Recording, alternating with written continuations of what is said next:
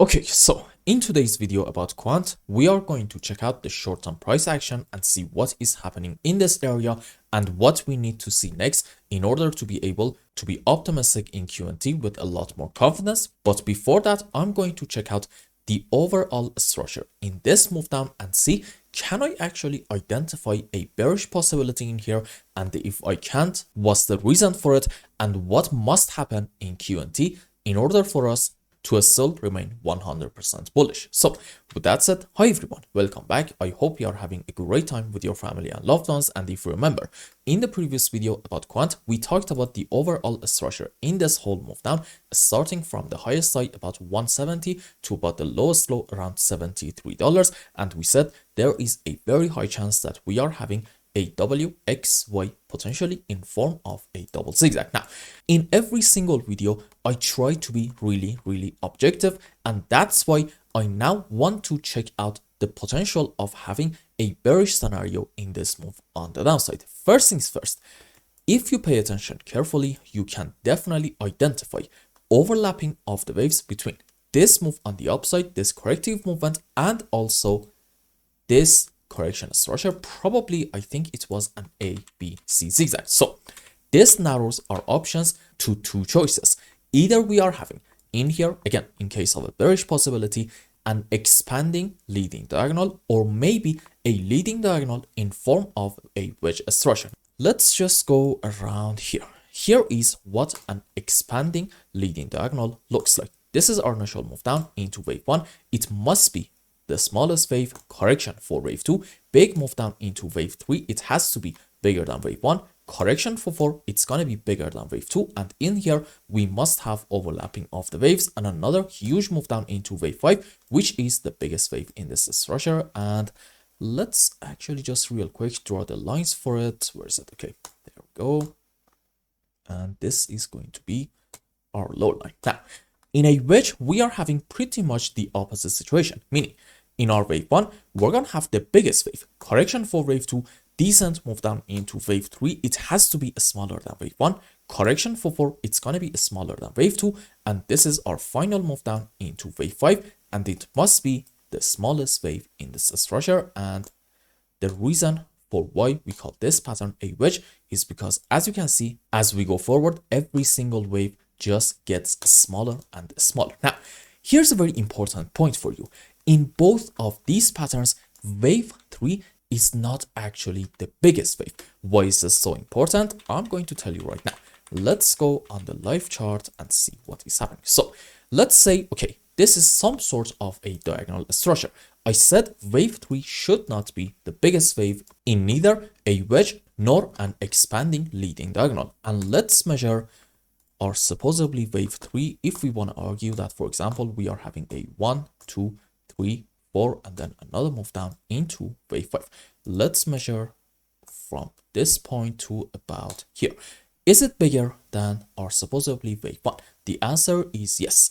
Is it also bigger than our wave 5? The answer, as you can see, is also yes. So let's have a quick conclusion, see what happened. You see, in this area, we want to check out the possibility of having a bearish scenario, and because we are having overlapping of the waves between wave 4 and 2, the only possibilities that we are allowed to have in here is having some sort of a diagonal structure. Now, in both cases, wave 3 should not be the biggest wave. However, in this case, wave 3 is clearly the biggest wave, and it means there is actually a very good chance that in Quant, we really do not have an impulsive structure in this area. Now, at the moment, I cannot tell you that this is actually confirmed that we're not having an impulse, because, for example, we can argue that maybe we are having starting from this point like a 1, 2, and then we're going to have big move down into wave 3, 4, 5, and it's going to be on a higher degree into a larger degree wave 3, correction for 4, another move down into wave 5, and basically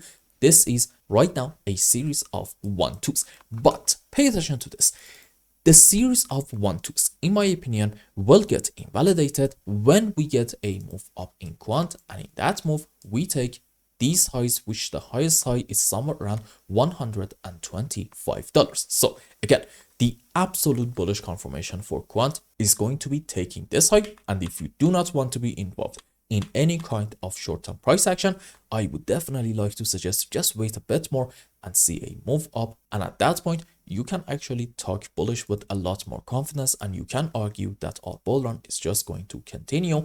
And in the next wave up, I fully believe that we are going to, in QNT, set an all-time high and take the highest high, which is somewhere around $450. And now let's talk about the short-term price action and see what is happening. Maybe it's best to go on 30-minute time frame. So here's the deal. When you zoom in a bit more in this area, you realize that we can actually identify like a 1, 2, 3, 4, 5 wave impulsive structure, and we can't say, yeah, sure, maybe the end of our wave 3 is going to be in this area.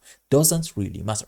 The point is, this is probably an impulse, and also this is most likely another impulsive structure on the upside.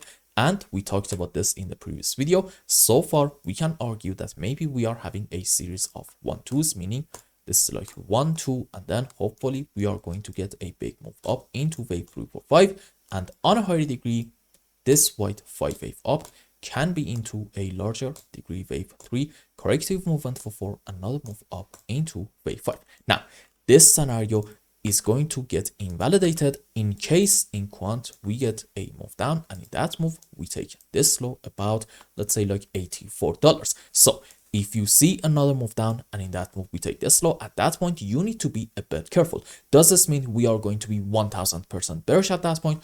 No, not really. We're just going to say our correction in QNT may take quite a while, and then we are going to get another phase of the bull run. As long as we're not doing this, I think we can remain optimistic. And in the short term, what do we have in this area? Okay, so as you can see in this candlestick in Quant in here, we actually took these two lows. So I'm thinking this might be now an A, B, C zigzag structure, and I'm not really going to be upset in case I see like another move down, and in that move we take this low. At that point, this is going to be some sort of a correction starting from the highest side and ending to about here. And again, I am still going to remain bullish as long as we're not taking this low about $84 in the short term. So in terms of overall structures, I told you why I believe in Quant. From the highest high about $170 in here to about the lowest low, we are having more like than not a correction and not an impulse. And in the short term, I think we can still consider the 1-2 scenarios, which suggest hopefully soon our correction is going to be over and we are going to have some more moves on the upside.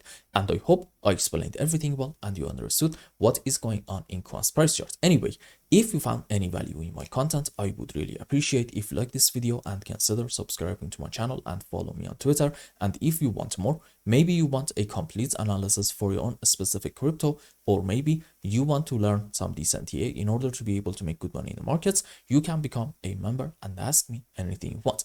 And until the next video, I hope you have a wonderful time with your family and loved ones. Goodbye.